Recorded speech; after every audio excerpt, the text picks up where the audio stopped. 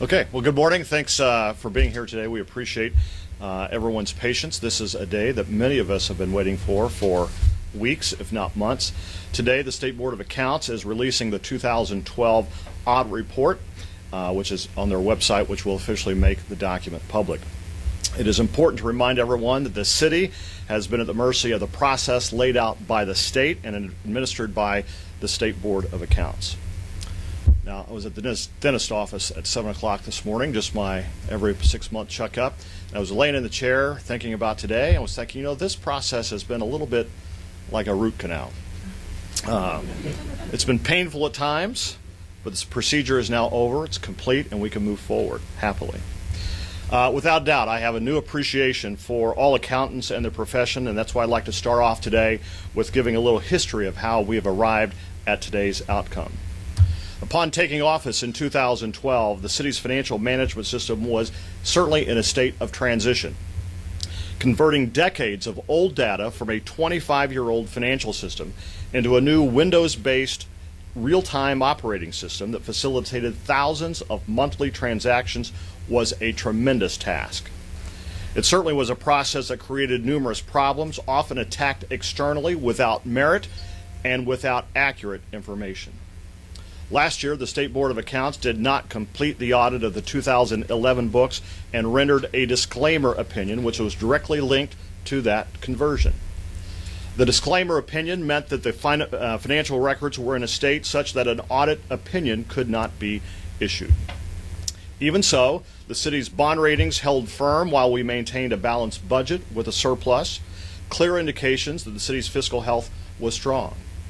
Standard & Poor's rating service specifically stated that the city has, quote, a very strong capacity to meet financial commitments. Through the public scrutiny and relentless internal demands, the conversion was completed and confidence restored in the city's financial management system. That brings us to the 2012 audit and the process that we followed.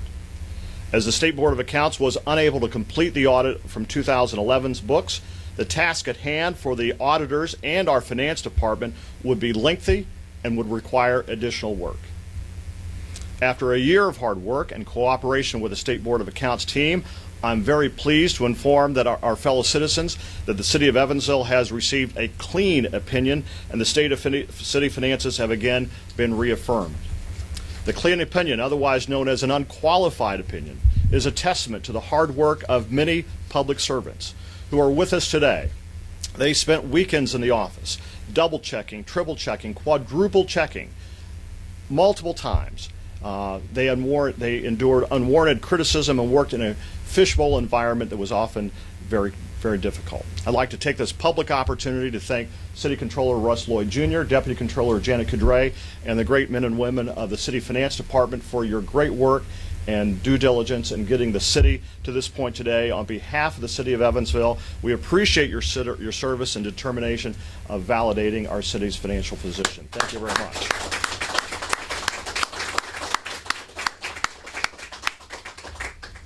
Now, to those of us who do not have a CPA, or the letters CPA behind our name, our staff has created some visuals that we think will properly explain the highlights of the audit process.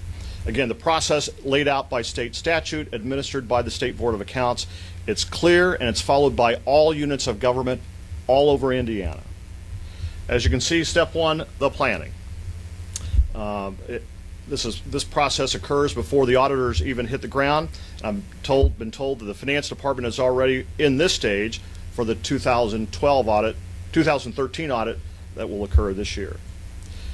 The entrance conference, step two, is an initial meeting with leadership between the city and the auditors. At that time, we ask questions, exchange expectations, just a very good open dialogue.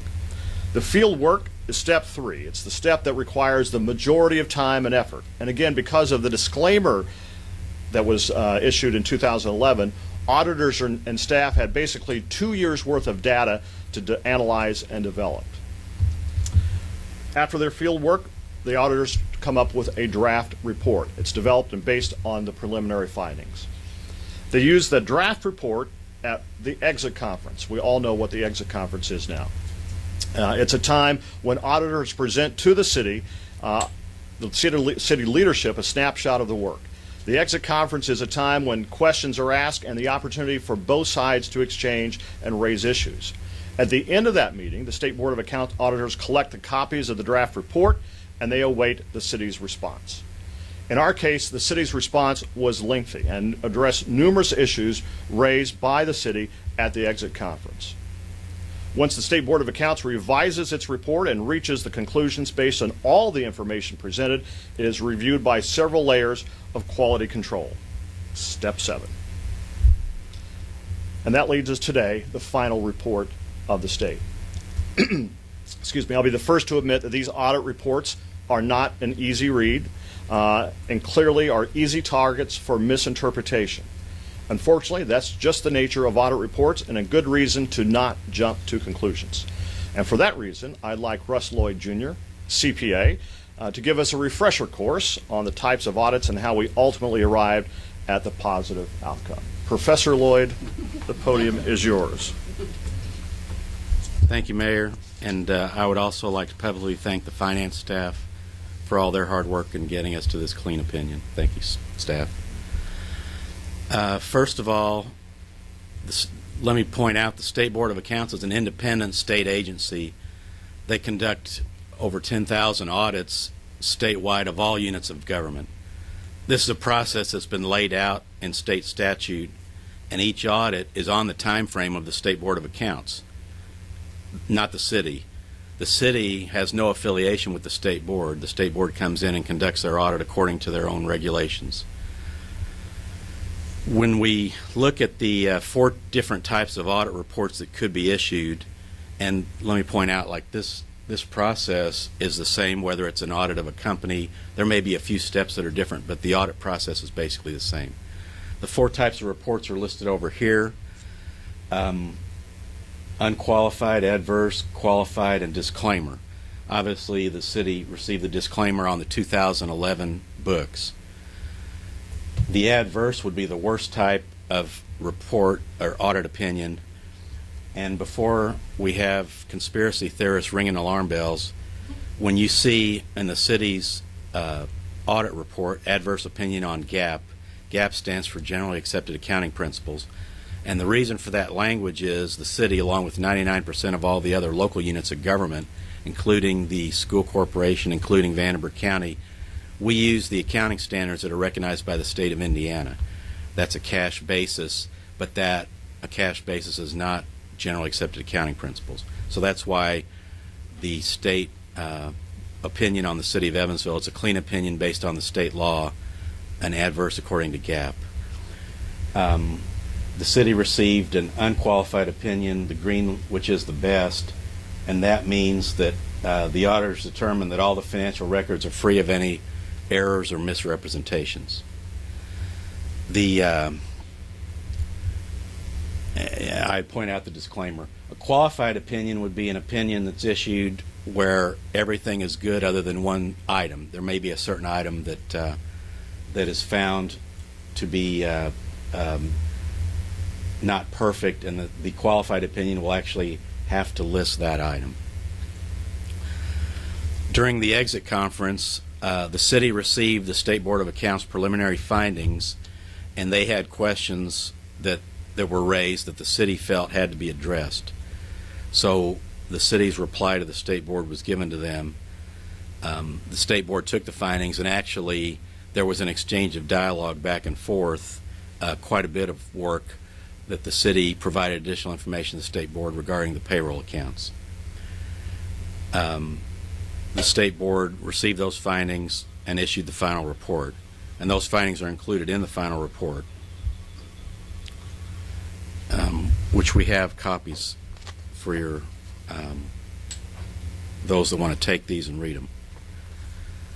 But just to show you, I've got it in my copy here.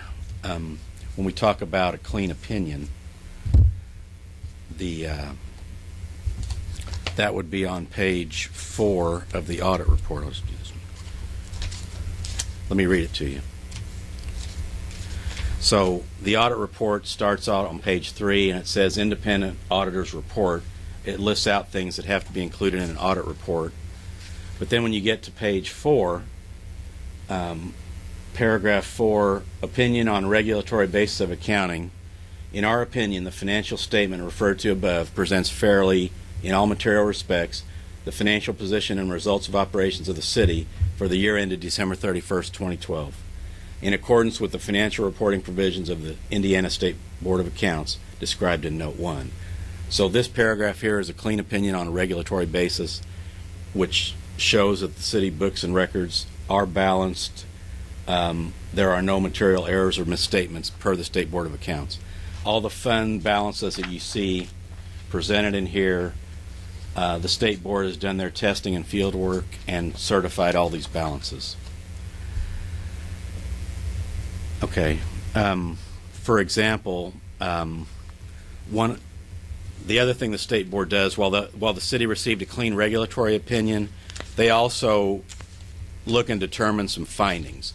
These are things where they point out process improvements that could be made by the city. That starts on page 37. But as one example, the state cited the city's accounting on certain grants, and the city has responded to that State Board finding by hiring a new grants manager. She's here today, Donna Bergman. In prior years, the grants had been very decentralized. Each department kind of managed the grants, and what we're doing now is we have a centralized location for all the grant reporting. The departments still manage the federal grant money coming back and forth, but now through the grants manager position working in the city finance department, we're able to better keep track of the grants and also do the proper reporting as required by the state. Okay, to finish this up, the city's response and the conversions back and forth between the State Board of Accounts and the city led us to the final opinion. The final opinion is unqualified, also known as an unmodified opinion, and that's the best terminology that we can use. Even though the wording is not clean opinion, it is unqualified. It's the best that you can receive, and we're proud that the city's finances have been put in order.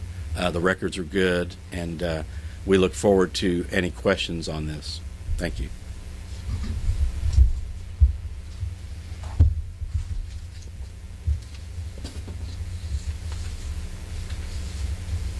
Oh, there it is. Just to wrap up, again, I'm pleased with the final determination made by the State Board of Accounts, and I would like to publicly thank Paul Joyce, the state examiner, and his entire team for their extraordinary patience through this process. Clearly, the audit opinion, in addition to the positive bond ratings reaffirmed last year and a balanced budget, is evidence that the City of Evansville is healthy and progressive. Our city is primed to move forward with the expansion of the Indiana University Medical School, a new convention hotel, new infrastructure work, namely the US 41 Lloyd interchange project, not to mention the long-awaited sewer improvement projects. We've come too far in recent years to lose focus of our goal to make Evansville and this region the best it can be. But that takes all of us working together for the good of our community. That's what I've always done in the past, and that's what I will continue to do. Again, a special thanks to the men and women of the finance team, to Russ and Janet, and to the State Board of Accounts for their great work. And with that, Russ and I would be happy to answer your questions. How important was it to take unqualified or clean opinion at a time when you were about to undertake all of these major downtown development projects as well as the major sewer projects? Getting the clean opinion does two things. One, it sends a bold message to the citizens of Evansville that the city's finances are in order, period. It also sends a strong message to the bond market and to the rating service that says the same thing. Those are two critical audiences, and this opinion is important to each.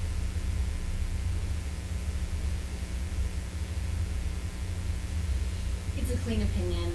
You're happy with it, but there are improvements that were suggested in it, and I haven't had a chance to look at it. But what are the biggest glaring parts of it that we think we're going to have to work on? Well, there are findings, they're called findings, in every annual audit, whether it's for the City of Evansville, the Vandenberg School Corporation, Vandenberg County government. So there are always suggestions by the State Board of Accounts as to how things could be better. The biggest one that is highlighted is really one that Russ referenced, is how the city manages its multiple grants. As he said, it had been largely a decentralized function. It is something that the city's been called out on multiple times over the years. We had the ability to create the position of a grants manager. We have a very qualified person who has extensive experience in grant writing and grant tracking and compliance. So this woman was put in this position, Donna Bergman, January 1. So we addressed that even before we saw that this was a preliminary finding of this audit. We know it's been a suggestion by the state multiple years in the past, but that's clearly the biggest one. And we can make this available to the media. This is a list in summary form of findings that and the city's 2012 audit and prior audits. So, and it's pretty small type. But anyway, what you'll see is that the city had unqualified opinions all the way through, other than 2011 where you had the disclaimer. But you'll see different findings here that the state board comes up with, and our process on that is we accept the state's findings, and then we work to try to correct the finding. There's some things that will be on here for multiple years. Either the city has a disagreement with the state, or it's not so easy to fix a finding. But ideally, what we'd like to do is correct the finding before the next year's audit. So that's something that we work on. And you'll notice quite a few findings in 2011 when we had the disclaimer. And we've cleaned up certain of those, and some of these have already been taken care of in 2012 for 2013. You may see a few of these. But it's part of the auditor's work is to look at the processes, find things that either are improvement, or if there's something that the city's doing that may be different as to what the process that the state board outlines, they would note that, and we would try to correct that. But we can make this available to anybody that wants it as well.